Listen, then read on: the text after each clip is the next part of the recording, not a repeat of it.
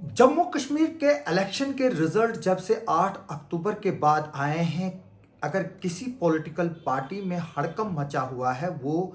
Congress party में है। जी हाँ, कांग्रेस पार्टी जो सिर्फ 6 सीटों पर सिमट कर रह गई। जो कांग्रेस पार्टी एक ज़माने में एब्सोल्यूट मेजॉरिटी में थी और पिछले 9 इलेक्शंस में सबसे अगर कम परफॉर्मेंस और कम सीटें कांग्रेस के पास आई है, वो इस 2024 के असेंबली इलेक्शन में आई है। हालांकि कांग्रेस जो नेशनल कॉन्फ्रेंस के साथ अलायंस में थी, न सिर्फ खुद डूबी बल्कि नेशनल कॉन्फ्रेंस के कुछ की कैंडिडेट्स जहां से वो जीत सकते थे, उधर भी उनको डुबो के लेके गई। जी हाँ, हम बात कर रहे हैं कांग्रेस की, जो सिर्फ इस इलेक्शन में 6 सीटों पर सिमट कर रह गई। और कांग्रेस की जो आला कमान लीडरशिप है वो इस बात को लेकर मजबूर हुई कि उन्होंने एक हाई लेवल कमेटी बनाई, जो सीनियर कांग्रेस लीडर रविंदर शर्मा की निगरानी में बनाई है, और जो रिपोर्ट देने वाली थी, लेकिन अभी तक उसकी रिपोर्ट जो है वो नहीं गई है। हालांकि अब जो नए आंकड़े सामने आ रहे हैं, जम्मू के जो जो लीडिंग न्यूज़पेपर है अर्ली टाइम्स के मुताबिक, कांग्रेस के जो टॉप लीडर्स हैं, न सिर्फ उनकी कॉन्स्टिट्यूंसीज में कांग्रेस की हालत बुरी रही, बल्कि जो कांग्रेस के लीडर्स हैं वो अपने पोलिंग बूथ से भी जो है वो डबल डिजिट में वोट्स नहीं हासिल कर पाए। यानी कि डबल डिजिट मीन्स 10 या 10 से नीचे। मैं आपको ये बात बता दूं कि जो अखबार की रिपोर्ट में जो कांग्रेस के सोर्सेज को कोट कर रहा है अर्ली टाइम्स, उसमें बताया गया है कि 275 मेंबर्स जो हैं वो हैं प्रेजेंट प्रदेश कांग्रेस कमेटी के, जिसमें सिर्फ 2 डजन यानी कि तकरीबन 24 से 25 के करीब ऐसे कैंडिडेट्स हैं जो मेंबर्स हैं जहां पर डबल डिजिट से ज़्यादा वोट मिला है। यानी कि कुछ अच्छा वोट जो है वो लेने में पार्टी के लोग कामयाब हुए हैं। उसके अलावा अगर हम देखें, जो बाकी 250 मेंबर्स हैं या उसके जो सीनियर लीडर्स हैं, वहाँ पर पार्टी की बहुत बुरी हालत हुई है। और जैसे कि हमने बताया कि जैसे अखबार की रिपोर्ट में ये साफ बताया गया है कि कुछ ऐसे लीडर हैं कांग्रेस के जो या तो कांग्रेस की वर्किंग कमेटी में है या यहाँ के जो जेकेपीसीसी के टॉप मेंबर्स हैं, वहाँ से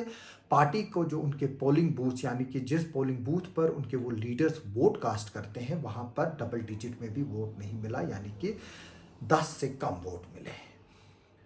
इस बात को लेकर कांग्रेस हाईकमांड जो है वो काफ़ी सीरियस है, और ख़ास तौर पर जो छम की सीट जहां पर सतीश शर्मा इंडिपेंडेंट कैंडिडेट के तौर पर जीते, और हालांकि जो कांग्रेस के कैंडिडेट ताराचंद वहां पर थे जो उनको वोट मिले हैं, उसमें भी तकरीबन जो सतीश शर्मा का वोट है वो 5,000 के करीब गया है, क्योंकि सतीश शर्मा एक कांग्रेस के लीडर थे, बाय कोर वो कांग्रेसी थे। उनके फादर मदन लाल शर्मा जी एमपी रहे हैं, मिनिस्टर रहे हैं, जम्मू कश्मीर की गवर्नमेंट में एमएलएज रहे हैं। और मैं बता दूं कि जो उनका वोट बैंक था, जो सतीश शर्मा ने और उनके फादर ने पिछले 4 दहाइयों से काम किए हैं, ये उसी का नतीजा था कि आज सतीश शर्मा न सिर्फ जीते हैं बल्कि उमर अब्दुल्ला की गवर्नमेंट में कैबिनेट मिनिस्टर की हैसियत से भी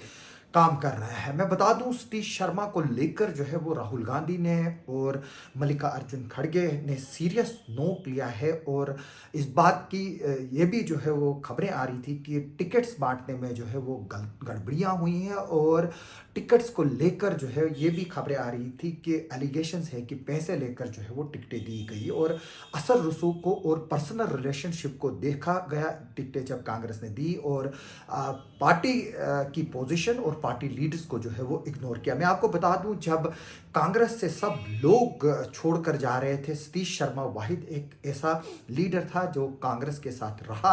और आखिर दम तक रहा, जब तक कि उसके साथ धोखा नहीं किया गया। और अब मैं आपको बता दूं, यहाँ तक कि जो ताराचंद है उनको जो है वो रिजर्व सीट अखनूर की भी ऑफर की गई थी, लेकिन उन्होंने जो है वो छम से ही लड़ना बेहतर समझा, और वहाँ पर सतीश शर्मा का जो है वो नंबर काट कर कांग्रेस को जो है वो वहाँ से साफ कर दिया। मैं बता दूं कि इसके अलावा अब ये भी जो है वो खबर आ रही है कि जो कांग्रेस के जो कमेटी के हेड हैं जो इंक्वायरी करेंगे रविंदर शर्मा, उन्होंने जो पार्टी लीडर्स हैं और जो पार्टी वर्कर्स हैं, ग्रास रूट लेवल्स के वर्कर्स हैं, उनसे 5 दिनों में जो है वो अपने व्यूज़ जो है वो थ्रू ईमेल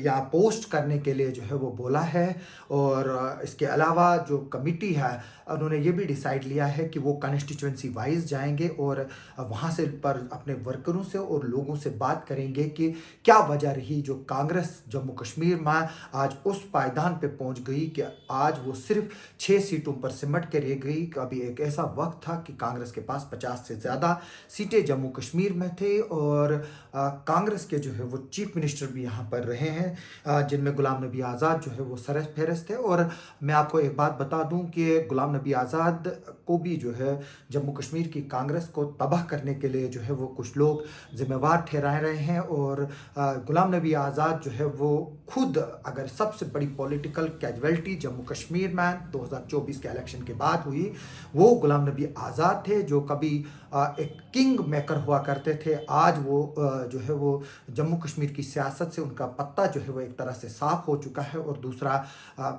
हमारे अजीज़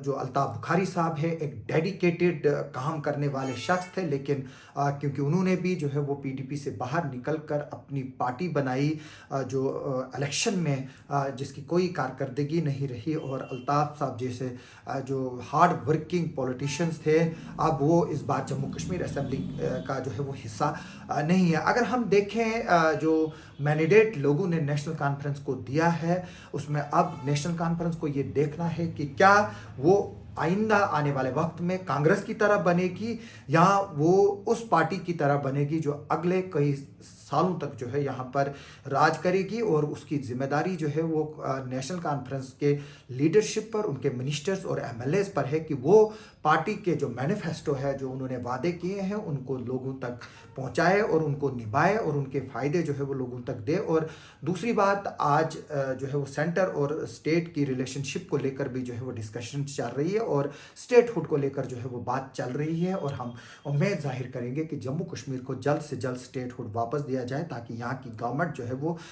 फुल फ्लेज जो है वो लोगों की डेवलपमेंट के लिए काम कर पाए। वरना एक ऐसा वक्त आएगा जहां पर नेशनल कॉन्फ्रेंस की भी कांग्रेस की तरह हालत होगी। अभी हम इन खबरों पर जो है वो आगे भी नज़र रखेंगे कि जो कांग्रेस की रिपोर्ट आएगी कि उसमें क्या फाइनल आएगा, क्या यहाँ पर जम्मू कश्मीर में कांग्रेस पार्टी यहाँ के कांग्रेस के इंफ्रास्ट्रक्चर को तब्दील करेगी। क्योंकि जो राहुल गांधी हैं और मल्लिकार्जुन खड़गे हैं, उन्होंने साफ इनकार किया था कि जो उमर अब्दुल्ला की गवर्नमेंट में कोई भी कांग्रेस का जो एमएलए है वो मंत्री नहीं बनेगा, क्योंकि उनको ये बात का जो है वो अंदेशा है कि अगर किसी एक को या दो को बनाएंगे बाकी यहाँ पर ग्रुपिज्म होगा। और इसलिए राहुल गांधी ने स्ट्रांगली जो है वो कांग्रेस के जो लोग मंत्री पद के दावेदार थे उनको जो है वो रिजेक्ट किया और उनको बोला है कि आप पार्टी के लिए जो है वो ग्रास रूट लेवल पर काम करो और पहले ये बताओ कि जो जम्मू कश्मीर में इलेक्शंस में कांग्रेस की हालत हुई उसके लिए कौन जिम्मेवार है। और ख़ास तौर पर जो जम्मू डिवीज़न है जहां पर बीजेपी को 29 सीटें मिली और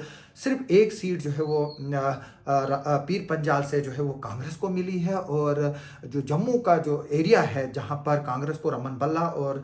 टीएस टोनी की सीट्स मिल सकती थी, लेकिन वहां पर भी मैंडेट देने में जो है वो गलती की गई। जहां पर टोनी को मैंडेट देना था वहां पर रमन बल्ला को दिया गया, जहां पर रमन बल्ला को देना चाहिए था वहां पर टोनी को दिया गया। और उधर भी जो है वो वर्किंग प्रेसिडेंट पर जो है वो कुछ सवालिया निशान उठे हैं। अब ये देखना होगा कि जो पार्टी हाईकमांड है वो कब तक जम्मू कश्मीर के कांग्रेस का इंफ्रास्ट्रक्चर जो है वो चेंज करती है। क्या कांग्रेस अपने खोए हुए वजूद को जो है वो पा सकती है, क्योंकि जिस तरह से रिपोर्ट आई है कि 275 जो कांग्रेस के कर्ता धर्ता यहाँ के लीडर्स हैं उनमें से ऐसे लीडर्स हैं जो डबल डिजिट से भी